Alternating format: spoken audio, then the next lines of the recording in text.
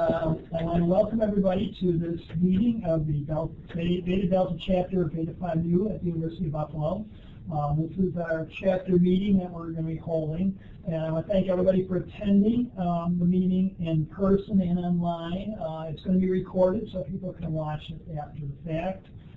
Thank Dr. Messick for being our presenter for this evening. Perhaps we'll go around the room just to get an idea of everybody's here. I'm Jim Tamero. I am president of the chapter, and I'm also a adjunct faculty member teaching records management and archives courses at LIS. I'm Carolyn Foxbach, and I'm a board member of Beta Phi Mu, and I work at UB here doing research for the philanthropy department. I'm Kelly Salander. I am also a board member of Beta Phi Mu. Get your hands out like this, Kelly, so people can see where you are. I work at Softtrack Corporation as business analyst. Becky Burke, I'm a visitor. Welcome. Dr. Val Milcent. I'm a faculty member in the Department of Library and Information Studies. And Dr. Brent Madison, although I think you can actually see us. And I am the treasurer and also faculty liaison to the Beta Phi Mu chapter. I also want to thank LIS in general for supporting the chapter. Dr. Heidi Julian has been very supportive. The chair of the department has been very supportive, allowing us to use the facilities, the room, and also make some copies occasionally for documents to distribute. We do have an agenda which I passed out to everybody, and so we're going to be going over that. The first item on the next item on the agenda after the welcome is the President's report. I just have a few things to report on. First of all, the chapter was an active participant in the Babinski Speaker Series that was held March 27th in the Special Collections area in Capen. There was a really neat presentation entitled Under the Duress, the MLS and Libraries Today. And so it was really interesting, and Beta Phi Mu chapter supported in that we helped set up and we helped clean up afterwards and did just kind of the administrative things. So we were supportive of that. If you're interested, the recording of that talk is available on the DLIS Facebook page. Okay, thanks, Brenda. One of the things that I've been trying to do as president of the chapter is get membership more involved in the chapter activities and encourage people to become more active in the chapter. And to that end, one of the things I did do several months ago now is I emailed individually each chapter member directly encouraging them to be more involved in chapter activities. Hopefully that will bear some fruit in the coming months. We're also working, we are working very hard to connect chapter members even though they're located outside the Western New York area. Via Skype occasion we've been using, Collaborate like we're going to be using tonight. We even have toyed with the idea of using Facebook Live, which in the future, perhaps, it didn't work out for tonight's meeting, but in the future, there's certainly an option that we might use Facebook Live over the LIS Facebook site. Well, another thing I want to just touch base on the elections, okay? The elections for new officers. There will be a call for the nominees about the end of August, first part of September. With September voting taking place and the announcement of new elected board members probably around the mid-October area. The current board, I think, has done their fair share, more than their fair share. We've all served about 3 years on the board, and when we originally anticipated only serving 1 or 2 years, we all committed to the chapter substantially enough that we committed to a 3rd year. But it really is time for other members of the chapter to move forward, and so we're really hoping that the membership, whether we're located in the Western New York area or not, will step forward and run for office because we don't want to jeopardize the continued existence of the chapter without enough people running for the board. So please give it some thought as to whether you'd be willing to serve on the board. It's not a lot of work. Even being president is not that much work. The board members really don't have that much, responsibility beyond attending a couple meetings a year. And it's an honor and distinction to be on the board of the Honor Society. Next thing I want to do is turn over to Brenda for a brief treasurer's report. Thanks, Jim.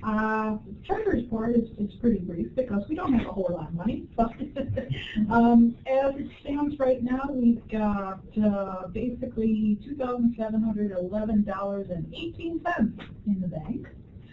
We don't ever have to worry about paying taxes on that, which is very nice.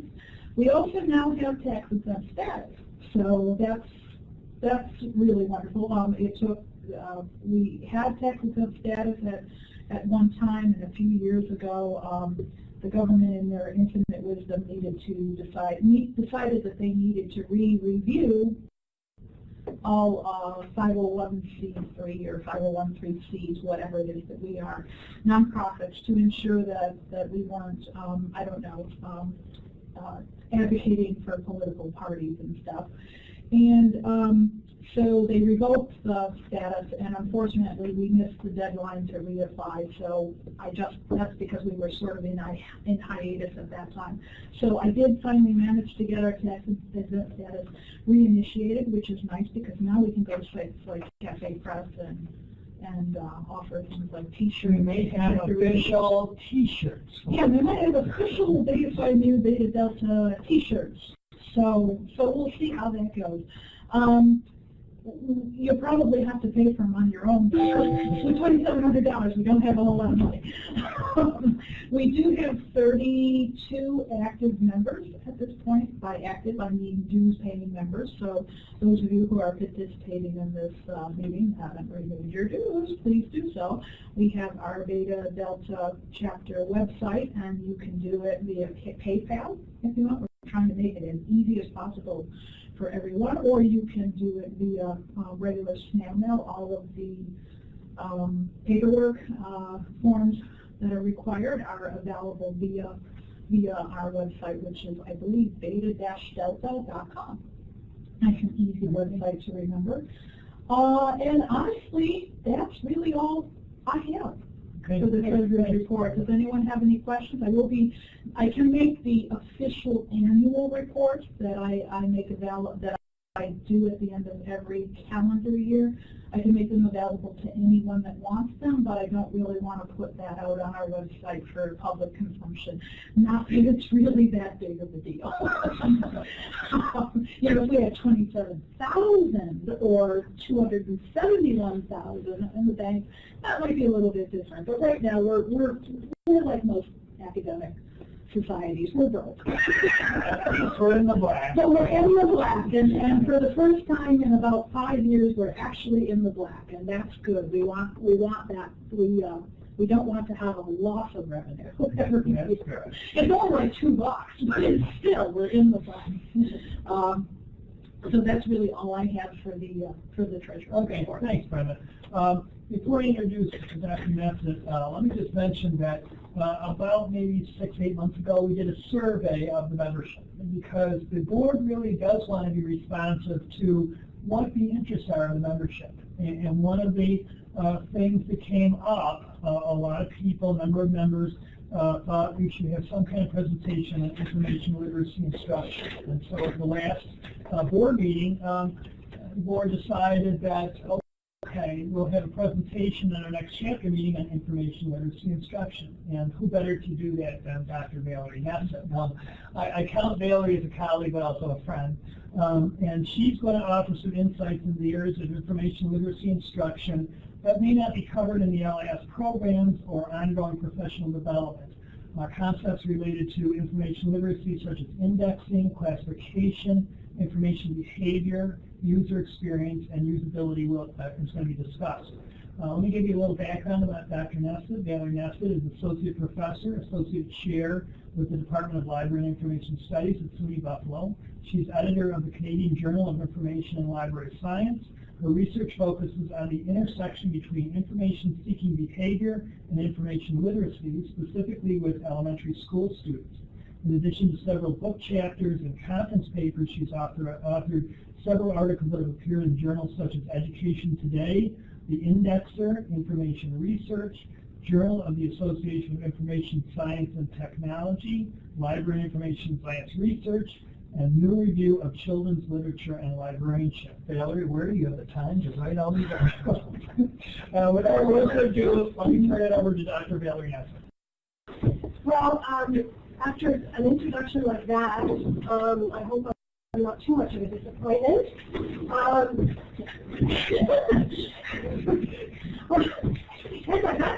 You're never That was quite an introduction. I didn't know how to do all that stuff, so wow. Well, today I said that, yes, I would definitely talk about information literacy instruction, and as I tell my students, many few of whom are here, former students, I have to let things percolate in my head for a long time, and then I sit down and I write, and then I put it away for a bit, and I edit, and so this has been percolating for a long time, or since I found out about it, but it just wouldn't get down into a presentation. I was having a real hard time.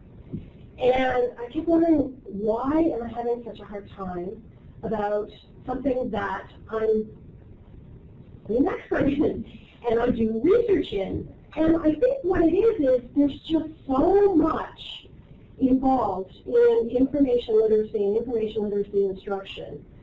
It's kind of like when those of you who took intellectual freedom with me, as I said, it's an umbrella term. Intellectual freedom can mean anything you want it to mean.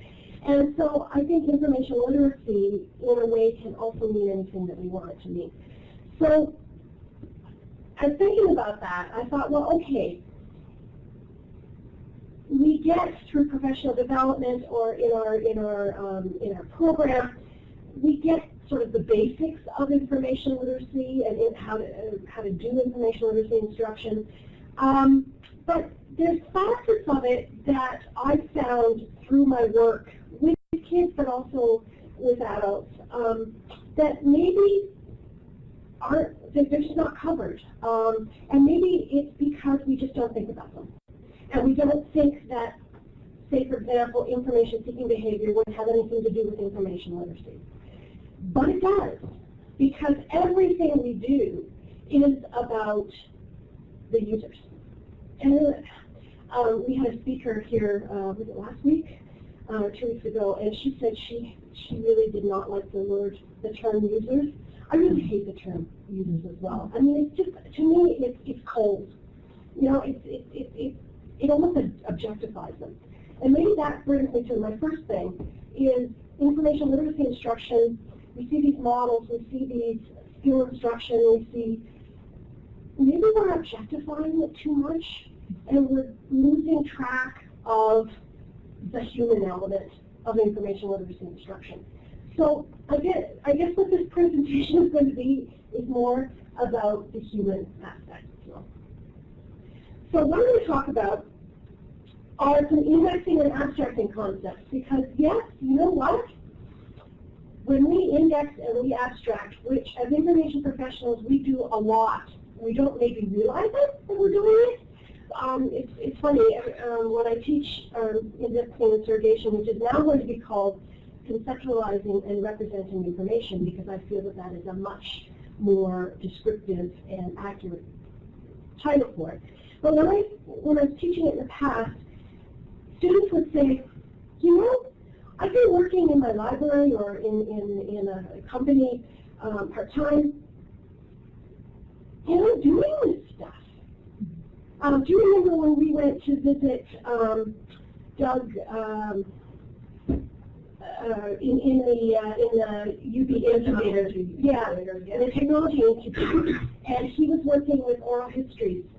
Doug whatever, and he was working with oral histories, and he said, I really would like to take the course, and he did. He was a civil engineer, but he took the course.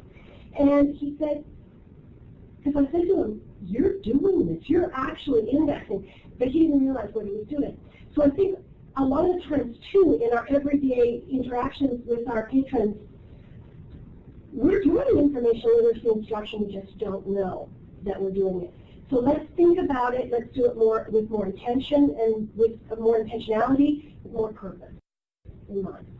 So I think it's important that you say it that way, because information literacy instruction, we normally think about it in an academic context. Exactly. And there seems to be, maybe it's just the terminology, but it seems to be lost upon many people in public libraries that they're also doing information literacy instruction. It's not necessarily formalized, but they're doing it every time they interact with a patient. Exactly. It's like indexing. It sounds so formal. Oh, well, I'm not, you know, I don't plan to become an indexer. Well, you don't have to be an indexer because you're already doing it. You just don't realize. I'm sure in your job, you're doing it all the time. It's just not formalized. And so we need to think about this as information professionals. We need to do it with intentionality and to systemize it a bit, right? Not too much. I don't want to objectify. That's the other thing. The next thing I want to talk about is users and systems. And there's a reason users is first, because to me that's the important thing. Without users, we don't need systems. We don't need libraries. They don't need us. Okay?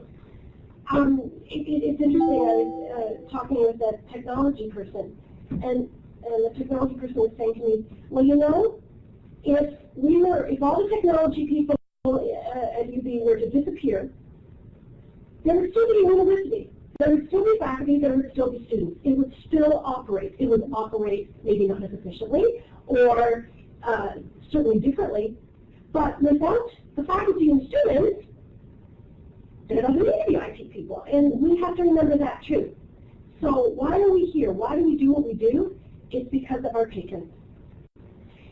A little bit of information retrieval, because information literacy instruction is about information retrieval.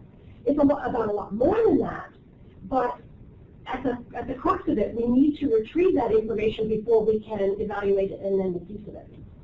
And finally, I would like to introduce a new way of looking at information literacy instruction with the ideas of usability and the ideas of advocating for metacognition on the part of our students. So let's get started. So the next one. Oh, I'm asleep at the wheel, I'm sorry. no, that's okay. So I'm going to give you just a chance to read that because you don't need me to read it for you. But these are a couple of definitions of indexing, which I thought really get to the crux of the matter. And I really like the fact that the first one talks about the structured arrangement, which enables. So it enables the users to locate the information efficiently. That's the purpose of indexing. And the second one, it's a bit chopped up, but a good index leads the user to the exact information that is needed. And there shouldn't be any hurdles to jump. There shouldn't be any false paths, you go off on tangents, and there shouldn't be anything irrelevant. It should be absolutely intuitive and seamless for the user. If we're doing our jobs right, you've all heard me in 505, if we're doing our jobs right as information professionals, we are invisible. We can't stay invisible. We have to advocate for ourselves and for our services, but really, that's what we're all about, is making it seamless for the user so that they can go and do the jobs that they need to do or the tasks they need to do in the best way possible. And we make that happen. We help to make that happen. Next slide, please. So the purpose of indexing, why do we bother? Well, one of the main purposes of indexing is to identify the subjects and of importance and of relevance in a work. So basically, what we're doing when we index is we are distilling the concepts within a work to the absolute core, to the essence. We are getting at the essence, and we call that in indexing, we call it the aboutness of the work. And you will not find aboutness in the Microsoft vocabulary. You have to add it in, because aboutness does not exist as a term in anything else, anywhere else but in library information studies. But it's a really wonderful term, because by distilling it down to the essence of what a work is about, and I guess I say that like a Canadian, do I? Or actually, you're sounding very American. I'm sounding very American now. Not quite. And I'm right here now, so. You'd say it not pronounced like a boot. A boot. I'm the boot. Anyway, so, and what is information literacy instruction? We are helping our users, our patrons, our clients, our people to be able to understand and apply and use and exploit, if you will, the information materials that they have at their disposal. And again, if we can help them to distill it down, work down to the essence, how much easier for them is it for comprehension? An index will indicate what one won't find, and I find that really interesting. So if you look at a good index, and unfortunately there's a lot of really bad indexing out there, and I think and I'm going to get into that. And you'll hear the one, the people behind the automated indexing, oh well, we don't need humans anymore because we've got it down pat. Blasphemy.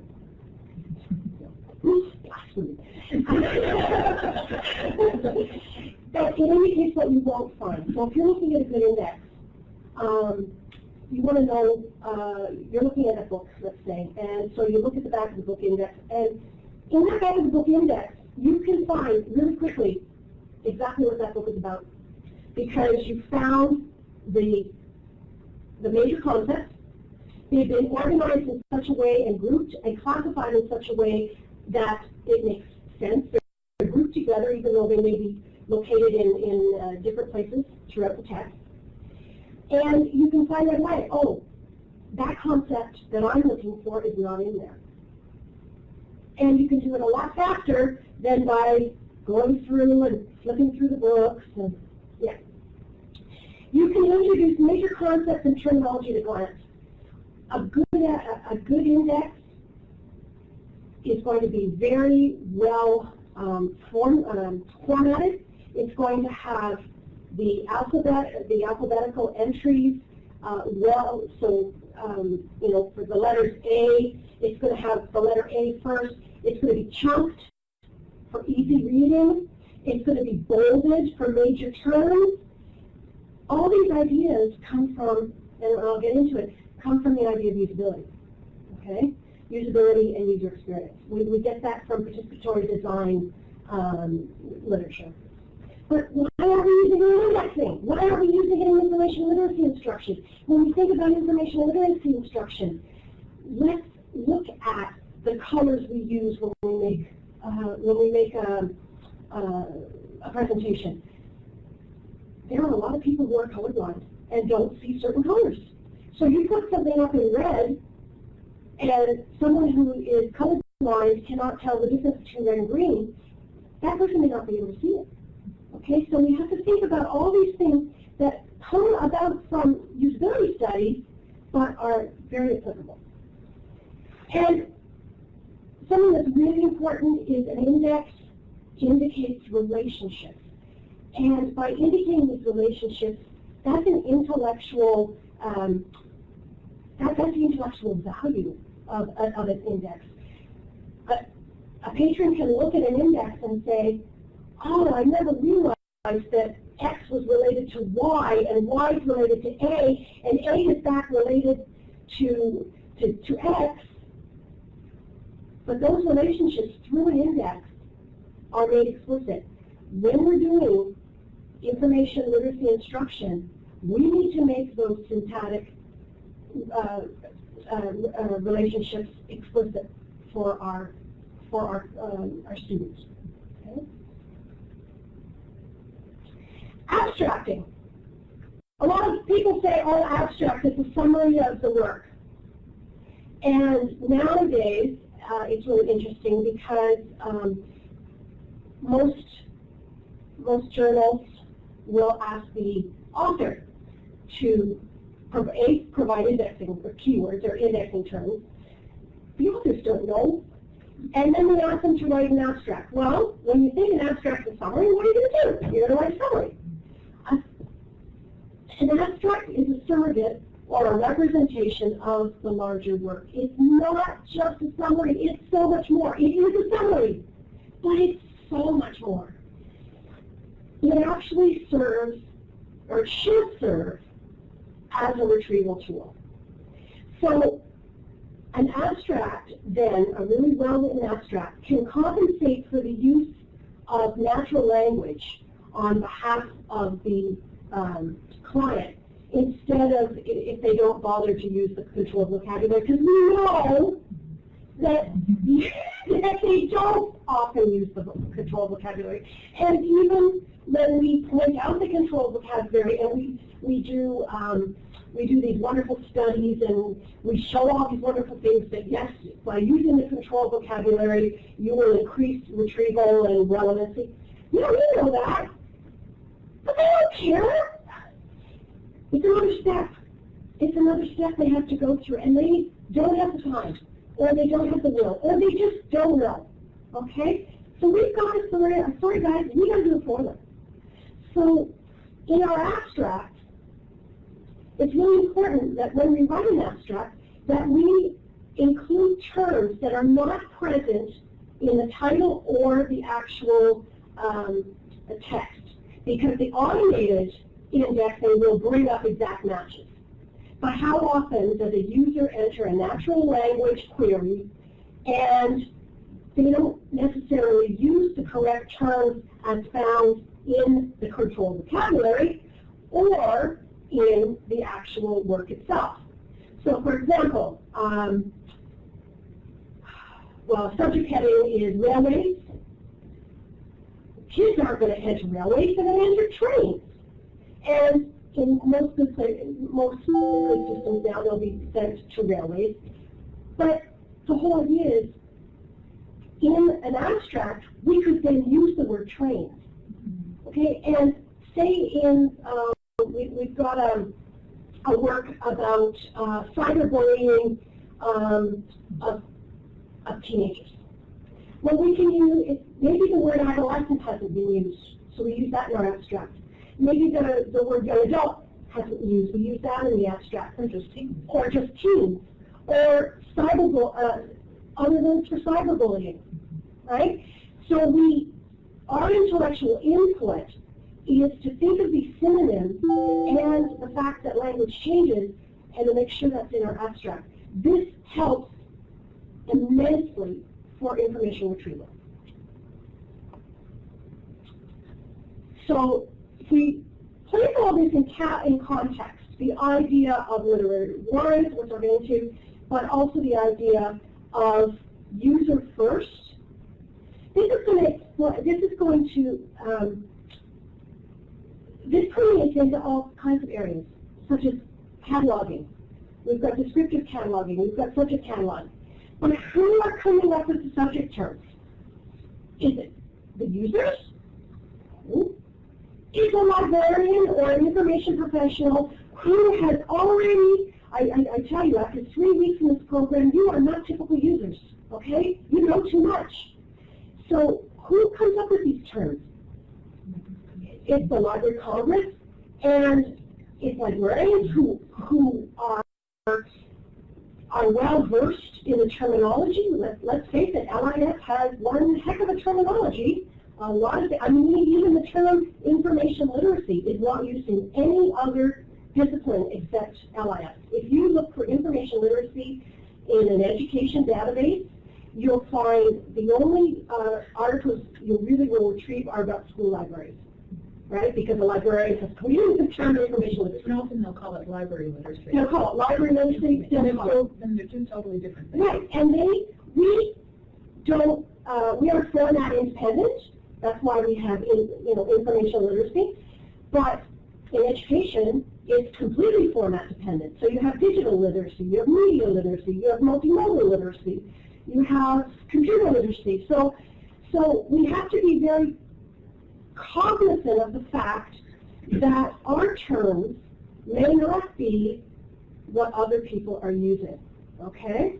And found to you with the cataloging. I know. Well, increasingly, catalogers understand this, and Are you very where many of them can, they will use more user-assigned terms. They will go to LibrarySync. They will go to Goodreads and see what kinds of terms users are assigning, and incorporate them into slightly modified fields. You know, if you're good and if you understand your users, you know your users, and these are the kinds of terms that it's kind of like what they did years ago with developing the children's subject headings. You know, enuresis is not going to be something that a parent is going to search on. They're going to search on Bedway. Exactly. But we're doing that increasingly. It's becoming much more accepted, I think.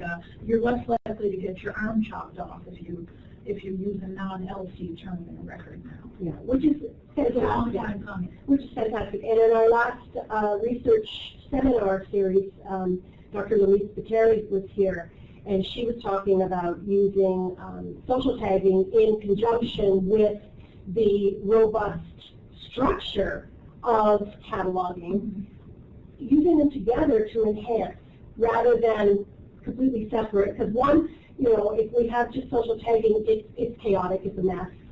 People can't even remember, and I'm one of them. I can't remember the tags I used 4 years ago, so I can't retrieve that. You know, delicious. I have all these lovely. I'm sure I have a lot of articles there. I can't find them because I can't remember what tags I'm under. So, but it really will affect how we, and it should affect how we think about descriptive cataloging, subject cataloging. Again, another aspect of informational literacy instruction. Informational literacy instruction is not library orientation. Okay? We've gone beyond that, folks. And it's about, it's so much, again, it's so much more. It's like the abstract. It's so much more. And with this, the rapid changes in technologies, I mean, it's hard to keep up. We've got to be there, and we have to have something robust that in case we are a little bit behind, it isn't going to come and slap us in the face. Let's face it, most of the access to, especially in academia, most of the access to libraries is remote. So with information literacy, we need to be making sure, instruction, we need to be making sure that we are taking that into account. We don't throw the baby out with the bathwater. We don't give up on library orientation, but that should not be the focus. It needs to be about finding and managing information. Well, I think as you're seeing in public libraries, you can start to say that in certain areas, especially areas that are a little bit more affluent, where internet access is not an issue, and now you have a lot more e-resources, so electronic books, electronic magazines. I think you're going to see an increase in remote access, solely remote access to public libraries. Now, it's not universal by any means, but certainly, it is one of those areas that public libraries need to start really thinking about. Not just academic libraries. Right, in terms of this whole idea of information literacy, and whatever you decide to call it. Right. And in your everyday interactions with your patrons, again, you are doing information literacy instruction, you just don't realize it. So again, data classification, and those of you who have taken indexing with me know how passionate I get when it comes to classification, because my big question is, who are we serving with our classification? We're certainly not serving our users. We're serving ourselves.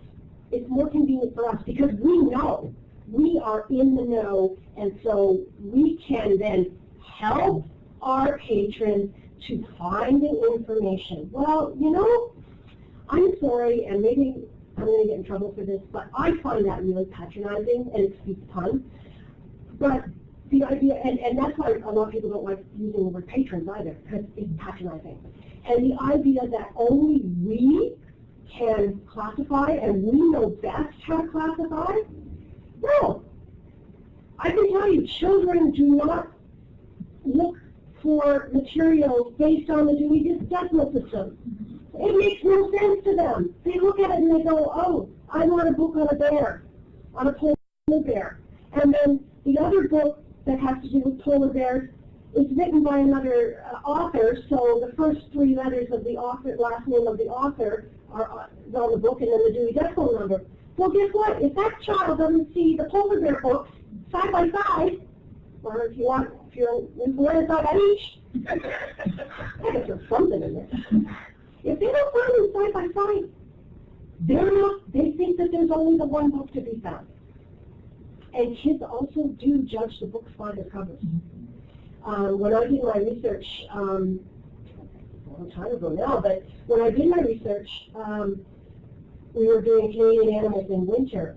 If they didn't see their animal on a large reference book, like this thick, if they didn't see their animal on the front cover, they figured that animal wasn't there.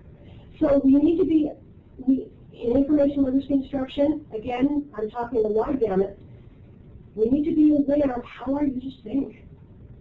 It wouldn't have occurred to me that kids actually judge a book by its cover. I thought that was just a joke, right? They do. Here again, this is an area of classification where public libraries are way ahead on the curve, because they are using the BISIC, they're using the bookstore model, they're using schemes like Metis in school libraries especially, because they're finding that that is what works. And academic libraries could learn a lot from public libraries. Well, even signage, even putting bear books, insects, even putting little signs on the right on the bookshelf helps immensely. You can still have the work by doing that and make yourself happy. but you have those. But then you don't put the labels. A lot of people like to put labels on the books. Easy reader. Don't do that, because what about the older student in an older grade who is reading at a very low grade level? Put it on the inside. And you can put it on the inside of the cover. Like that person goes and picks up a book. It's got the easy reader sticker on the outside. Well, he or she's just going to get teased and bullied, right? And so be mindful of that. Indexing language, control vocabulary, ontologies. Again, these are great for us. We have to somehow translate them into or apply them in a way that users can benefit, not just us. So when we look at this, distinctions among users. So we have the end user who is looking for information, evaluating that information for relevance based on his or her prior knowledge. Excuse me. Uses information for personal. Do you mind? I'm at my shop. I can't guarantee I have. Great. No, I have to, because if I go across the border, I have to show my papers.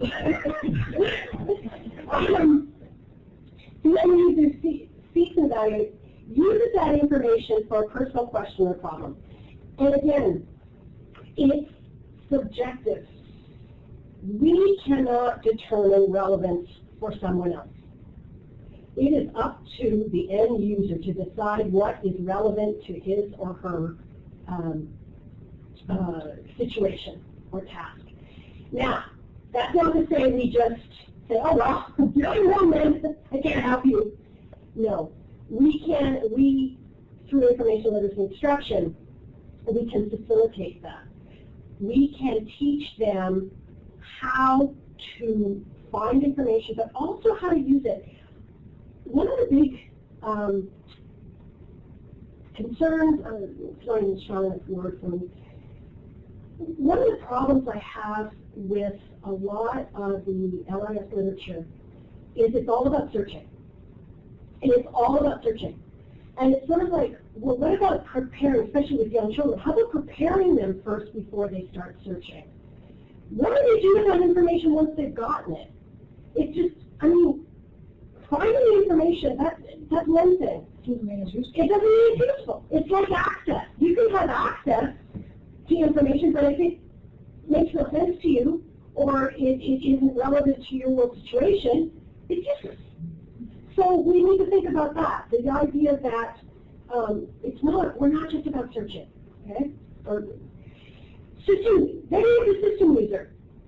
This could be the end user or an information professional who exploits that information system at some level. Obviously, we would assume, anyway, or we would hope, that the information professional exploits it at a somewhat higher level of efficiency, but that isn't necessarily always the case. The end user might be very good at finding information that suits his or her needs.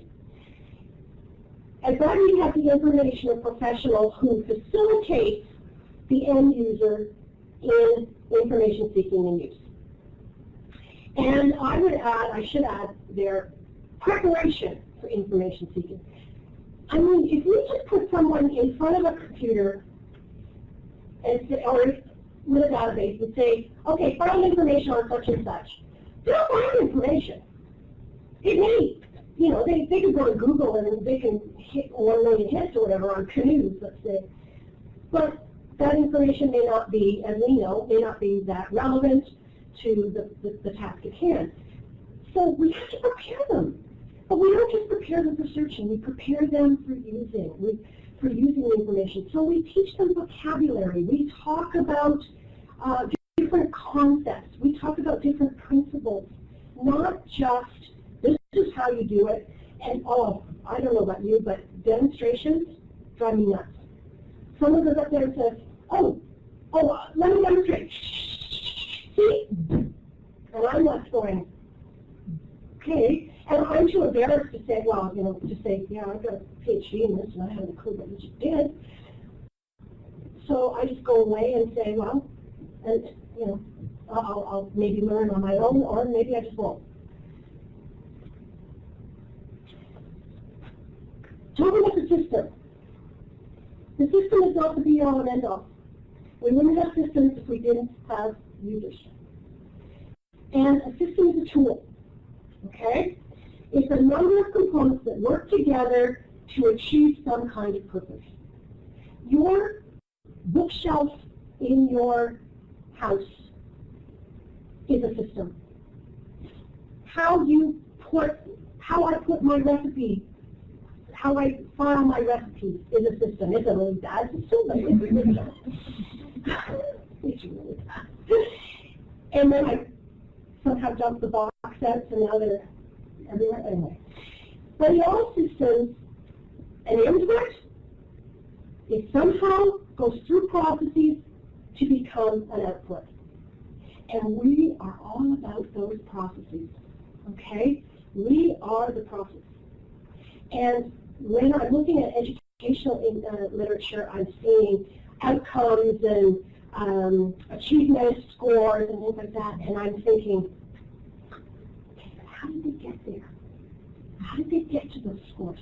What are the processes involved? And that's what, and again, this is my own personal opinion, that's what we are. We are the process behind those outcomes.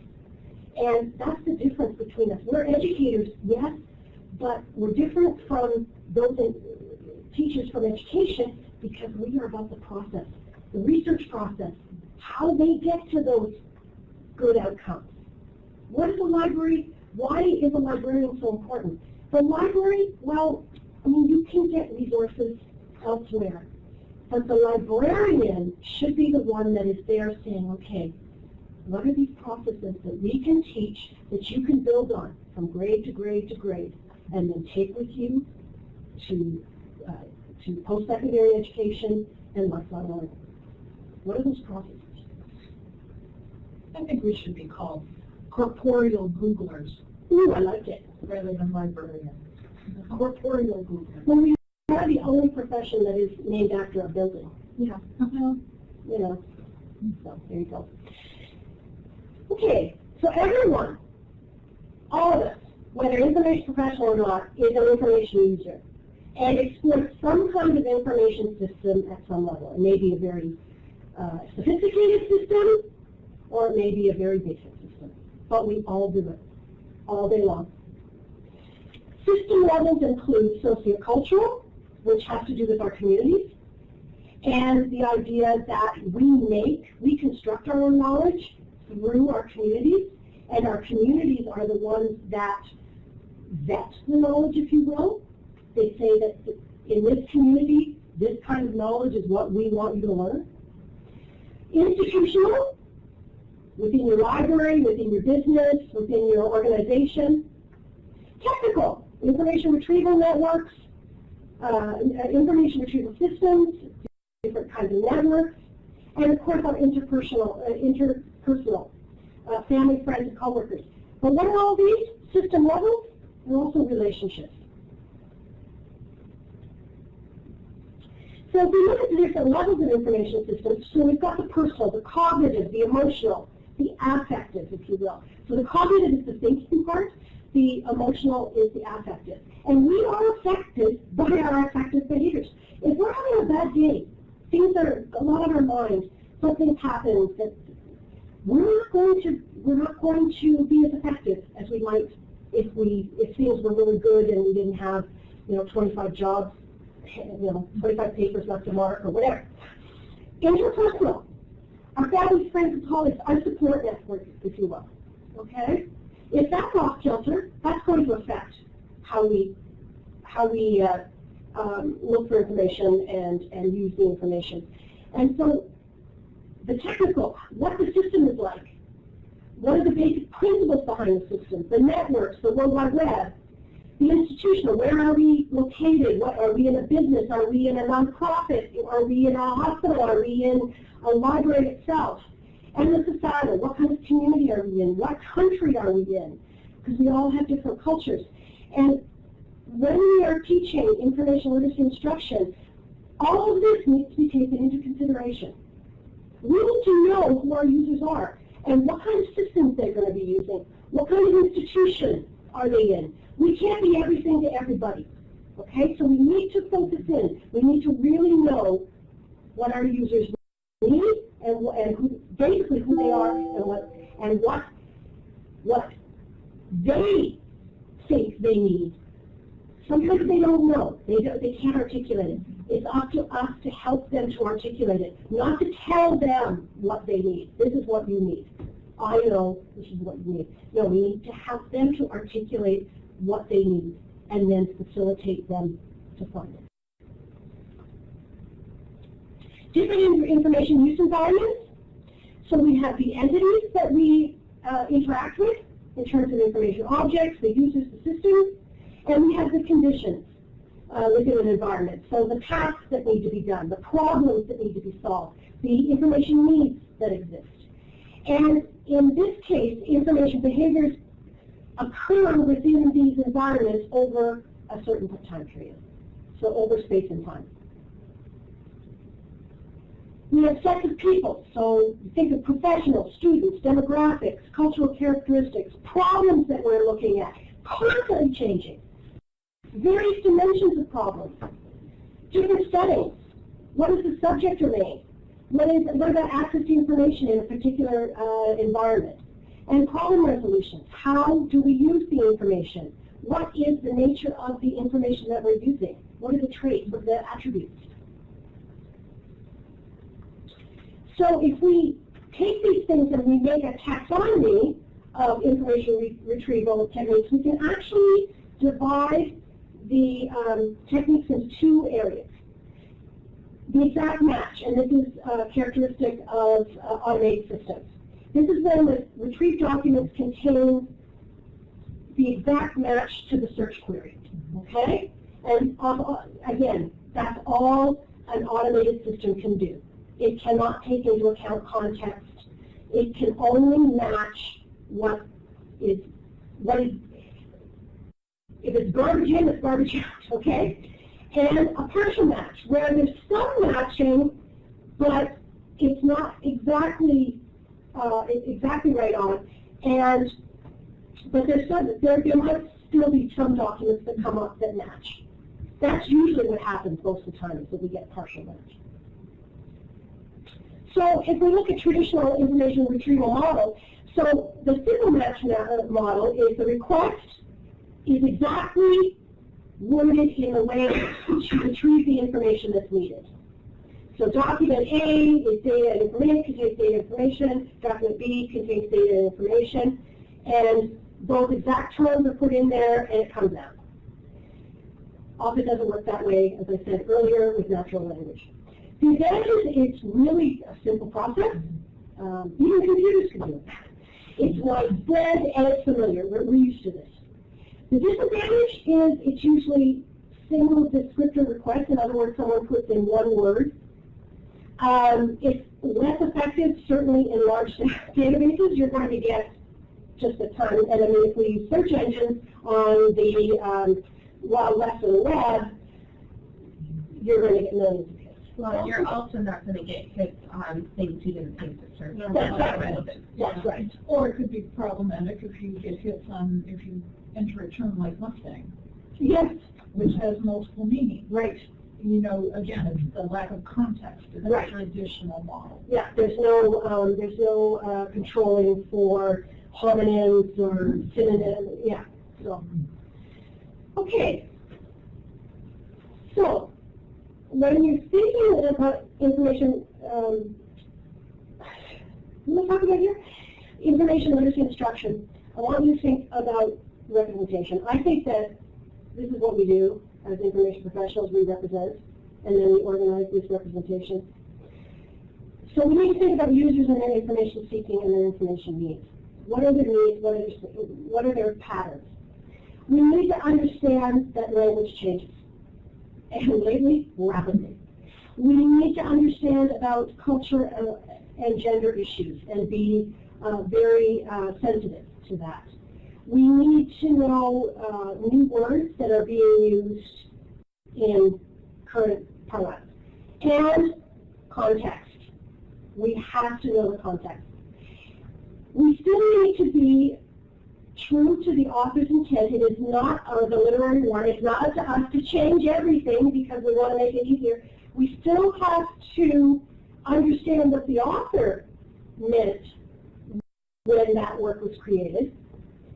So we have to be very true to the subject representation. I won't say objective because we all have biases. We all have baggage.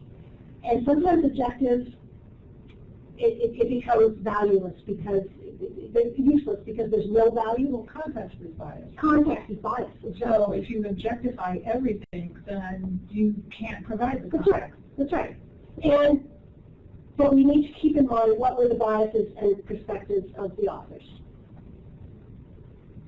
So, this is the last part, a new way of looking at information literacy instruction. I hope this is a new way for you. Looking at usability issues. Usability really directly relates to information retrieval. And as I asked earlier, who does the system actually serve? We know that there are, so for example, interface design. It makes perfect sense to the designer, the computer scientist who developed it. It makes perfect sense. It follows the logic, you know, the programming is perfect. The user has no clue, because guess what? The designers and the users didn't interact. And if they don't interact, how can you build a system for someone you've never met or don't know anything about? When I was working with at McGill with the research team, we had the two professors were very much wanted to do hypotheses. And I said, well, you know, this qualitative research, we don't do hypotheses because we don't know what we're going to find. And they said, oh, well, we're going to find that, you know, the kids want lots of things, basically bells and whistles. They're going to want lots of things in there. Well, we worked in the teams, and guess what? Not one bell, not one whistle. Those kids were like little business people. It was like, they wanted in to get that information, and then they wanted out. And they said, if we're going to play games, that's not homework. Right. We want to do games separately. And one of our professors was, they're going to want games, they're going to want avatars to pick up with, no. And what they really wanted was for the system to give them the answer. And we said, no, it's not going to do that. oh, okay. So That's part of the information literacy. That's right. It's not going to give you the answer. It's not going to give you the answer. Where to go find That's it. right, and that there's trade-offs too, right? I mean, the system isn't perfect, and yes, it would be lovely if the system could understand your big, long, rambling question, but it can't. So what can you do to make your search queries a little bit shorter? So interface design, I can't tell you how upset I get when I look at most data. Well, they're getting better, but a lot of interfaces are just, well, for example, hub. Adobe Hub. Yeah. It's tough. Like, I can't figure it out. Oh, and then I just figured it out, and vacation. So, Or the it's GSE better. website. Yeah, yeah. So we won't even get started. Well, on the right, The GSE website. yeah, so we gotta look through We it. won't even get started. Interface design. If Jack Nielsen, who is an interface web usability design guru, if he had his way, I mean the joke is, if he had his way, everything would be white space. But simple. Don't get too fancy, okay? People don't want bells and whistles. They just want to know how to find things the way they think. So you really need to work with your designer, with your users. If you're designing, because a lot of you will be designing websites, work with your users. Don't just work with them. Have them involved. It's a big buy-in for them as well. Navigation. Never, the 3-click rule. You should never have to click more than 3 times to find the information you want. And always, the breadcrumbs on the top. Always so that you know where you are. So that you can go back and get back to home. Terminology. What are your users doing? I mean, I'm not saying put a bunch of profanity up there, but use terminology that makes sense, not just terminology that makes sense to you. Again, work with your users. Vet it with your users. Have you thought about, if we looked at information seekers and the idea of metacognition, thinking about their thinking, to help them alleviate those feelings of anxiety, Kuhlthau's information search process, the feelings of uncertainty and anxiety, if we could help those students to think about their thinking, think about the process of their thinking, to help get rid of those, at least alleviate those feelings of anxiety. What if we taught users how to think metacognitively, rather than just going through a series of steps? That's what I'm finding. People want steps. Just show me what are the steps? No. Think about the process. What if library services, including information literacy instruction, were designed to model and teach metacognitive thinking? What would that look like? And because this doesn't do the fill and click, it's the enhancement of information literacy skills. If we bring metacognition into this equation, then we're going to enhance the skills. Bringing in the idea of the educational theory of constructivism, the idea that we as individuals and people construct our own knowledge. It's based upon our prior knowledge, our baggage, if you will, where I come from, who I am, what roles I perform in society. Knowledge is constructed by the learner. Okay, we take those, the idea that the learner, we're all learners.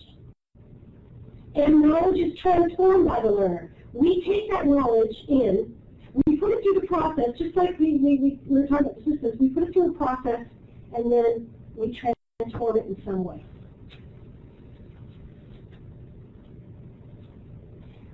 And metacognition, as I said, thinking about one's own thoughts. Well, that could be scary. Yeah, it is. I sometimes I just don't want to go there. It's a scary place in my brain. But the idea that we help our users, help our learners to become aware of how everything works together. Not just the cognitive, a lot of the literature just talks about the thinking, the cognitive issue, but the affective behaviors, okay? How how your environment affects how you comprehend, how you search, and all those processes that go on. So there's three areas of metacognition. The idea of self and knowing who you are as a person. The knowledge of the cognitive strategies that you're going to employ in terms of tackling an information problem. What strategies are you going to use? And actually thinking about those strategies, not just because we all just do it, right? We all just do it. But what if we sat back and really thought about what we were doing? And the idea of the nature of the cognitive task. Okay, what is this for interest? Is this for a deadline? Is this for a certain person or institution? Thinking about our thinking. Thinking about our processes. So, in the idea of learning, the tip of the iceberg that we see are our students' actions in the class, okay? Or in our instruction session. But underneath all of that we don't see, but we need to be aware of, is the level of understanding. The reflection, the idea of thinking about their thinking. We don't reflect enough, even ourselves.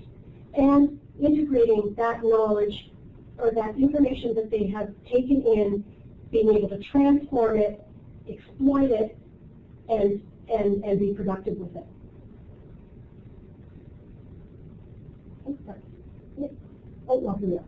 So what does this all mean for information literacy instruction? It means that we need to go beyond simply providing access, simply showing them how to access information materials. We have to look at the intersection of the users of information and information resources or knowledge records as one big, sometimes messy, but hopefully systematic process. So, if you've been sleeping through the whole thing, these are the final thoughts I wanted to take home with you, okay? In terms of indexing and abstracting, again, we keep in mind the users and their information seeking and needs. We need to keep in mind the context of the work and of our users. And the idea of different classification, what is going to work the best for our users. In terms of usability and user experience, working with our users for interface design. Working with our users to find out what are the best navigational tools that can enhance their learning. And finally, metacognition. Should our users think like us, or should they be thinking for themselves?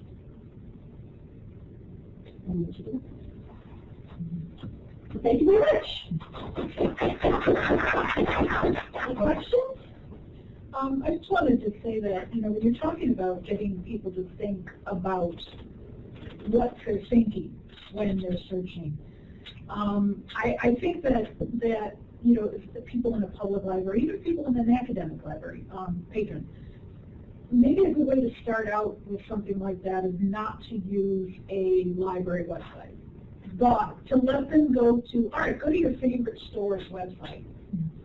The last store you went to buy something, and find that, that dress or that pair of pants or something that you need for something that's coming up. And think about what you're doing as you're going through all of these different parts of this website. Because that's something they're more likely to be able to relate to. Very few people have not purchased something online. And maybe getting themselves to think actively about that, how they narrow down, how they go first to women's clothes, then narrow down to different styles and all of this into different colors and things. Maybe getting them to think about going from broad to narrow like that, and then setting them down at a library, traditional LIS, or not LIS, ILS, and getting, all right, now how do you think you're going to find something on this particular, something for your Western Civ class, or something that, you came in here to find books about some material for your children. How are you going to go about doing that? So starting off with something that they know, and then using that as a kind of an analogy for moving on to the to something that is a little bit more like a horrible thing they have to do. Yeah. But it's something that they actually enjoy. They enjoy doing, and also being able to transfer and translate those processes that they use all the time that they're just not aware that they're using. So, okay, I saw, and keep, I think that's a fantastic idea, you know, and sort of keep track of what they're doing and then say, okay, now, when you did this to find your size, how did you translate that? Should you consider yourself the most awesome searcher for a pair of shoes? Right. And all your friends come to you to help them to find the pair of shoes that they want.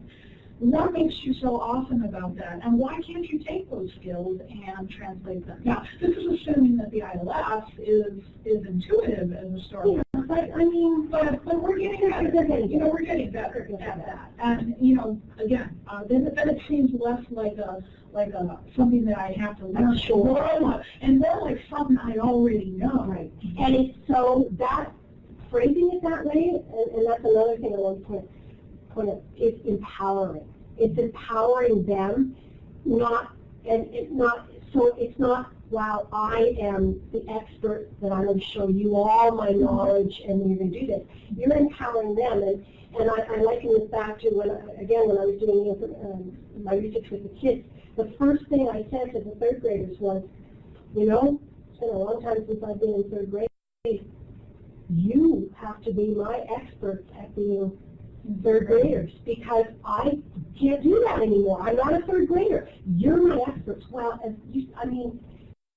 the empowerment there, because they were the experts. They knew what they wanted. They know what they needed. I can't tell them that. Especially when you're working with teens and young adults, it would be the same way. So you have to set some limits. Like, don't just thinking you know everything, because you already think the whole world is about you. Exactly. And I want you to know, you know, what is the big buzzword for? But if we, I just love how you said it. It also reduces anxiety. Yes. Because once they realize, wow, searching this library system is not, hey, if I can search for, 6-inch stiletto sleds in it that in I don't know, gator gold or something, I should be able to find a stupid article. Exactly. Sherry, do you have any questions about Sherry's joining us on Collaborate? Oh, Sherry! I don't know. We have to enable her, Mike. Well, I don't know if I enabled her. yeah, you just have to enable her. Enable her. She just typed it. Did she just type so? Hi, Brenda. Sherry, do you have any questions for Beth? I don't know where her mic is. Wait. No, I don't have Let's type in there. audio permission on. Audio permission is on now. No questions, at least right now. Well, you know, Sherry, you know where to find us. That's right. That's right. Well, I want to thank Dr. Nessus for giving us a very interesting presentation. Thank you very much. Sherry, thank you for joining us through Collaborate. And the recording will be available. We'll be sending out the link to it so that people will be able to take access to it that way.